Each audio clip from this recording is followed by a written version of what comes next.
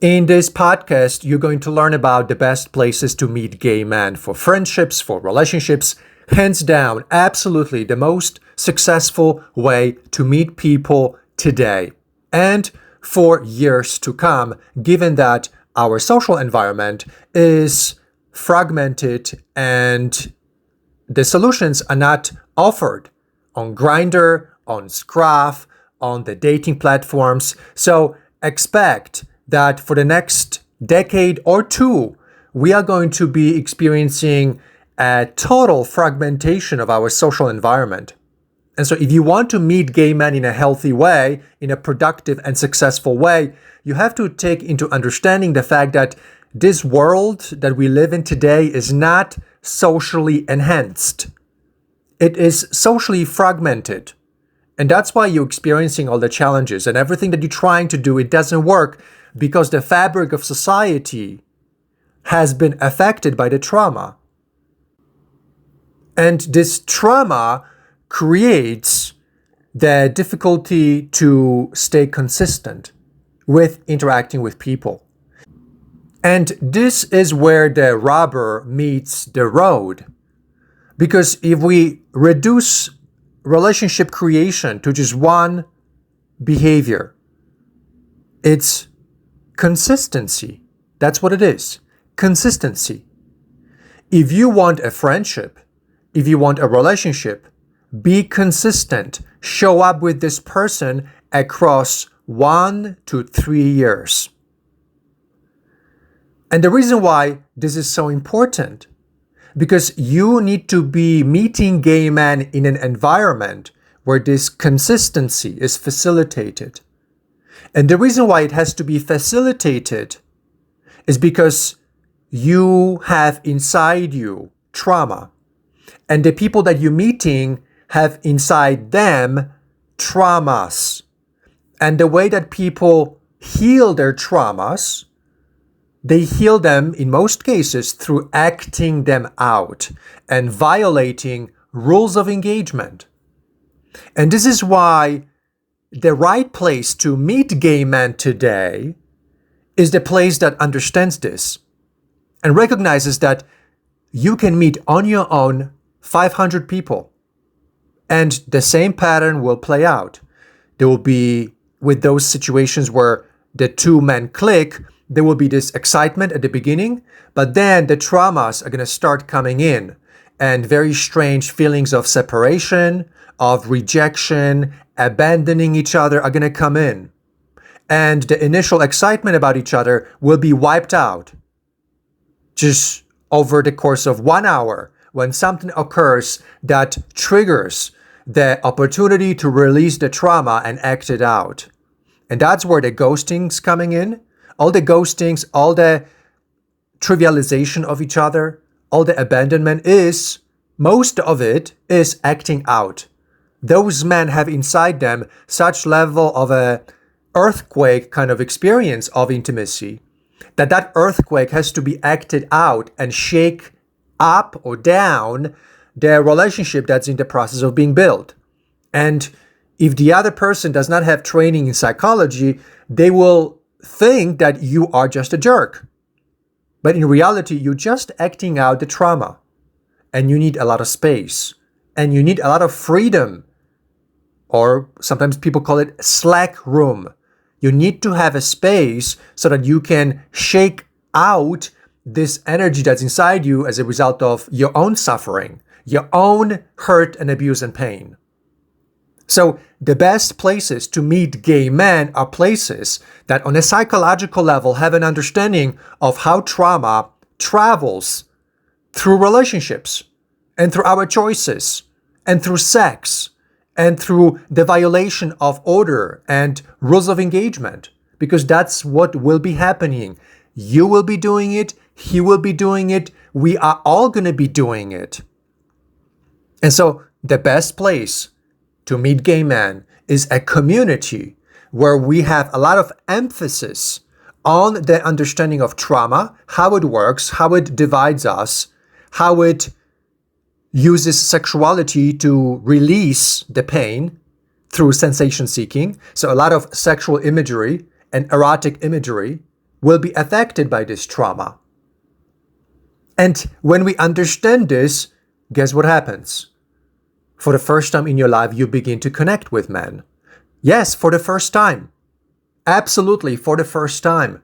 Most of the prior relationships most gay men have had are trauma bonded relationships. One person has a trauma, the other person has a trauma. They see this as a compatibility, as a chemistry. But in reality, what's occurring is that both traumas unconsciously hooked themselves to each other so that it gets released. So it's a healing mechanism, but at the same time, a destructive mechanism, because it destroys or it uses the current dynamic that may be pure at the beginning, and it corrupts it, fragments it, because it attacks it to release the energy. And it attacks it at the moment of the relationship creation, at the beginning of it. And that's when the most attention has to be given, because the beginning of each relationship is the most vulnerable place. So if we understand the psychology of trauma and how people act it out, then we have found the solution. Those places that facilitate interactions and are able to navigate around traumas are the places where you'll notice you'll go further. You'll make a lot more progress. You will feel the intimacy. You will be able to organize sexuality around emotion and intimate conversations. That it's not going to be all about sex, because that's not all that you are. So we have to give room and give space for your emotional self, for your spiritual self to awaken from the dormant state, because those parts are inside you. You have emotions. You have a spirit. You have higher functioning, the blossoming and the flowering. And those states and those dormant parts of you are supposed to awaken. And then when they awaken, you have the true self. And then interacting with people from that space is the healthiest, the best way to interact, because those relationships, when people meet through their true selves, are the kind of relationships where the intimacy is real and it is far-reaching. And the relationships that are built out of the experience of the true selves are the most beautiful relationships, and they last the longest, because it's the truth that connects people together. And in that truth, the emotions are pure. They're not fake. And it's the experience of their true validation, the absence of fakeness, the absence of agendas, sexual or power or control agendas. When all of that is absent, those relationships are transformational. They reshape your perspectives on reality, on yourself, people around you, the world around you, because they disentangle the biggest, most painful situations from our past, where we feel that we are unworthy, unlovable, where we are not beautiful or perfect or divine. And in the truth between relationships, when the truth is there, that's when you get in contact with the divine nature of being a human being. Because the love that can be born between us is like magic. It feels like it comes from an outer space. It's so beautiful that it really touches us.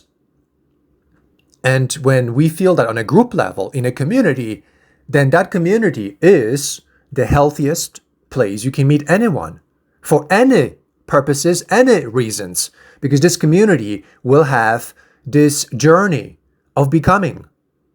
First, from awakening awareness about the fragmentation, the trauma, and all the way down to, or up to, healing it and recapturing your true selves. And everyone who is pursuing this path, those are the best men, the best people that you will ever come across in the entirety of your lifetime.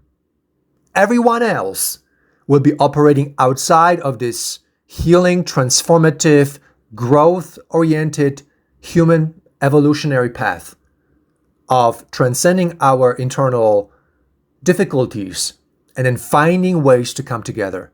That's the most beautiful journey of your life.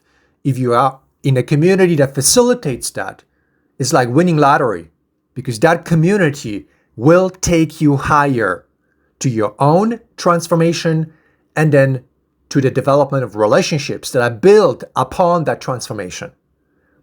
So I hope I explained to you why meeting gay men in a community is your best shot for success, and why meeting people outside of communities is not going to work, because the amount of trauma is so great that in the absence of facilitation, people will be psychologically dumping their traumas onto each other and corrupting, destroying, fragmenting the beautiful relationships that those opportunities offered. So we need a community so that the facilitation is there and you are no longer using each other as opportunities to dump your energy onto each other that should have been neutralized through more sophisticated approaches to communication, through more complex ways of sharing emotions, and through the filter of rules of engagement, so that we know where we hurt each other and we stop it. And this is not going to happen overnight. It will take years to do this. And typically, this would have been handled through the process of socialization, which is a well-known process in developing societies. So everyone goes through individuation, socialization, and domestication phases of social development. And socialization is completely missing in the gay population. Therefore, the traumas are building up and getting stronger and stronger and stronger. That's why you see a lot more kinky behaviors, a lot more unusual behaviors, freaky behaviors, toxic behaviors, because the amount of trauma in our community is enormous. So I hope I explained to you the reason why the best places to meet gay men are communities like the Big Gay Family Social Program. And that's the program that I've built with hundreds of men over the past 10 years. And we have built into the program protocols, mechanisms, rules of engagement, rules of sexual engagement. We have agreements about betrayal, about commitment, because that's what it takes to organize complex expressions of trauma that you will be having when you meet people on your own. And when you join Big Gay Family, all of those complexities will be no longer happening. You will be interacting with men in a very different way. And to learn about it, come visit the website at biggayfamily.com and see for yourself. Okay, my friends, thanks for listening. I'm looking forward to talking to you in the next podcast. Take care.